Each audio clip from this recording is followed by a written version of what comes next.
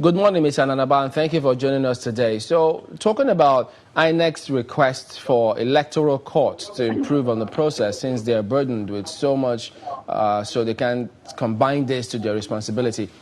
Do you think that we should have that?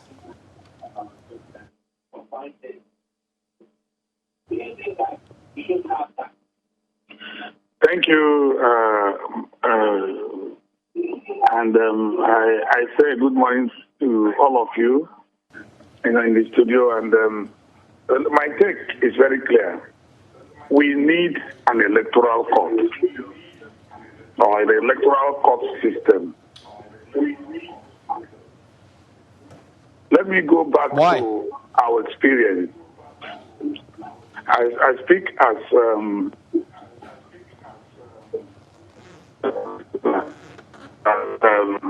those election petitions all the way through from tribunal. Now, you will remember that the law on our elections is evolving. Go ahead, Dr. Ananaba. I can hear you. Okay, well, I think we're lost in there, but we'll try and get him back and get that view. But, he is one who has been involved in election petition cases all the way to Supreme Court. And his view is that he thinks that we do need this electoral courts. So that's coming from someone who's been there. But Honorable, you also, perhaps you've been in the House of Assembly for a while now. Yes. So is it that you don't see any reason whatsoever, any sense in him saying we need that? No. Well, he didn't say the reasons, but for me, I do not think the electoral courts will cure the ills we are complaining of. We must have it right, the foundation right, the law right, before even the court can come. If you have an electoral court, let me ask you, we had armed robbery tribunal. Did it stop armed robbery? It was an increase. Today, it's the normal courts that try robbery and all whatnot. So I'm saying the law must be there to meet the international practice, best practice. Before even court or whatever, we are trying to do the not doing the needful and to look at the going to secondary level. Let's go to the primary level first. I think we'll have him back on the line. Dr. Ananaba, could you go ahead, please? Because we also have heard the Honorable Abonta thinks, look, we had the laws against armed robbery, and yet it didn't stop it. But you were going to give us an example of what you have faced from your experience. Go ahead. Why do we need it? And please, could you turn down the volume of your TV set because it will be howling back at us? So you will find out that we no longer have armed robbery tribunals as they used to be. Now, election matters are sui generis. That's the point I was making. They are time bound. We also found that there was a problem with allowing election matters to continue while the incumbent is not for many years. So we now begin. That's a lot to reduce the time. But then the volume of election petitions are so many. Maybe many people do not realize that once election tribunals and appeals begin, judges are moved from their courts, and those cases will be there lying virtually in coma until the judge comes back. And in the Court of Appeals now, and even up to the Supreme Court, it is election matters that are being taken.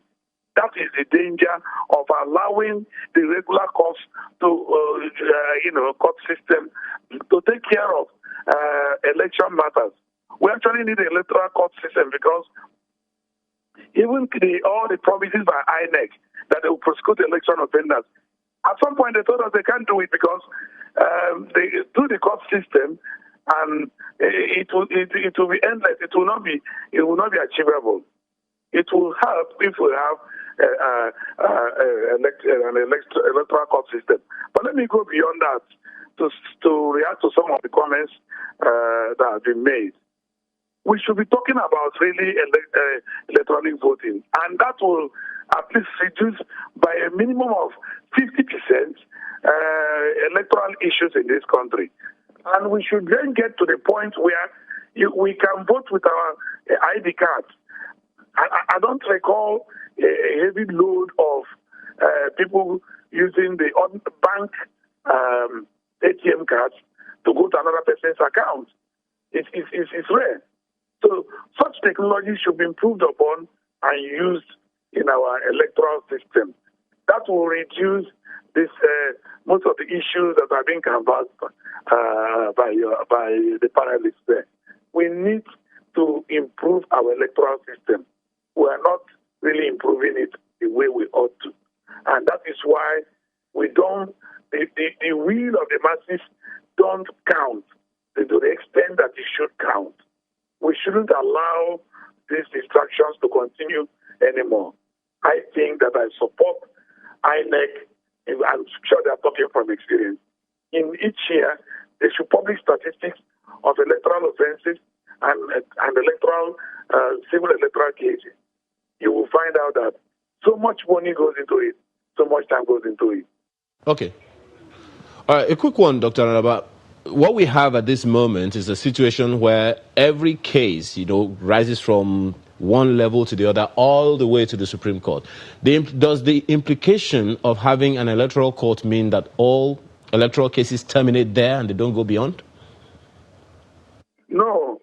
Well, my perspective as a practitioner is that if such cases, electoral cases should not go through the same normal rung of the civil and criminal appeals. Because we also say that election cases are sui generis. That is, they are peculiar, they are particular.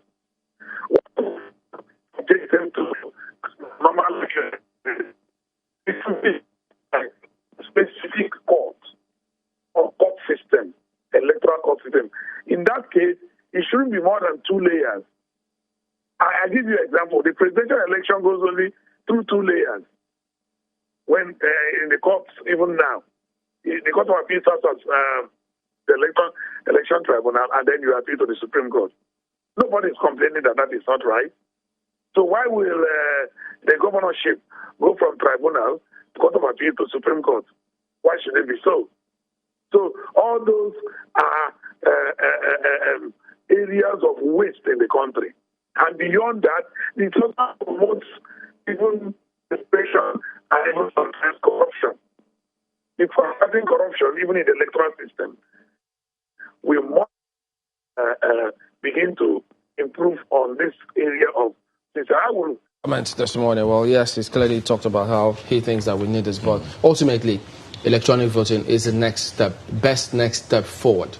That's what he thinks as well. Yes. And if I don't know if I may take him on. If we have electoral courts, for example, I'm from Abia. He was to do my election petition. So, are you saying you will draw judges from outside the states to set it up there, or you bring judges from that state to set the electoral court? Well, it doesn't necessarily have to be the case. No, I'm just asking. For example, in Abia, how many electoral courts are you going to have? Maybe one court. But we'll have election tribunals in Abia. I agree. The members come from other states, for reasons but not to us. For example, one member came from either Sokoto, the other one Lagos, and all whatnot. That's how they combined it. If you set up electoral courts, are you going to pick judges from that state under whose watch? Okay, will he be able? Let's try and get him to respond to that directly. So what I'm asking my brother is this: if you start electoral court in our state, Abia State, for example, where you practice, where you're from, we are from the same jurisdiction, from the same federal constituency. So are you going to say you put judges I know were from St. Christian who even participated the vote, of course, to rule what? That is the reason why they got judges from outside the state. So after election petition, what will they be doing? You must have these courts, people who did not see, who did not partake in that thing. So there's wisdom in electoral court, but the merits are much. All right, let's get him to respond. Dr. Anaba, could you please respond to that if you heard it? The point is that we cannot sit in the studio and finalize. Are you with me? Are you hearing me? You cannot put yes, please go ahead and analyze the fine points of what the courts will do. The point is that at this stage, let us agree that there is need for an electoral court. And in this court system, some of the points Honorable Abonta has raised will be taken care of in drafting the laws that will guide the court system. So where will the judges come from? Where will the lawyers come from? what is their, how long would they sit, where will they sit, how will the registrars, the service process, the filing process, the registry. Those are fine points that law will address. And I will request that when such laws will be made, practitioners should be involved, not just making the law, but practitioners who have been in electoral issues for some time should be involved, so that we cannot cure all the problems, but we begin to reduce them until one day we come to a perfection of laws for that purpose. But I want to advocate strongly that we must have an electoral court system. Otherwise, we'll be going round and round and round. If you don't affect the regulatory system, there will be no way the behavioral system will change. Just a quick one, Dr. Anaba. What would be the role of INEC in a situation where we have an electoral court? What would INEC's role be? Perspective is that once the electoral court comes, it will be independent of INEC.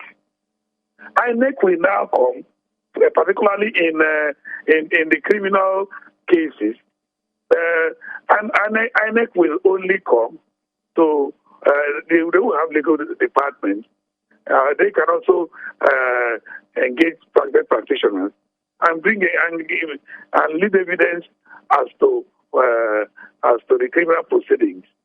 INEC will not control the court. Will not be subject to INEC. It will be a court of record and then an appellate court. It will not be a regular court because we don't have election every day. But it will be impaneled by the enabling law when the need arises.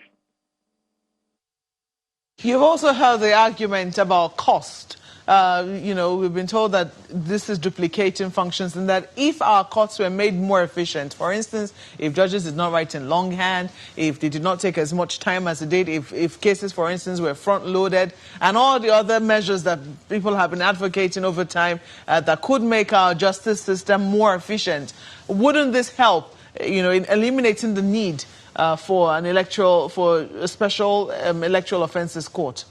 Well, this is beyond the court system automation. It is beyond it.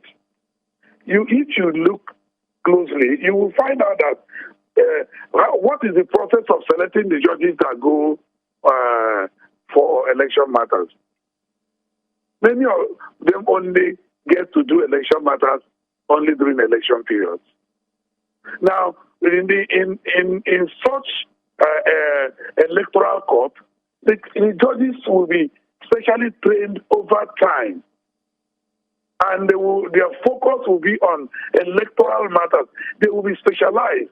In fact, it will get to a point that lawyers that will even be taking those matters will also undergo some mandatory certification, so that we don't have the regular delays we have in the regular courts come into such electoral matter. I don't see why an election matter should not begin and close within 3 months. No, that some lawyers have argued that we need to shift it to INEC in order to also contribute to improving the process. What do you think of that? If we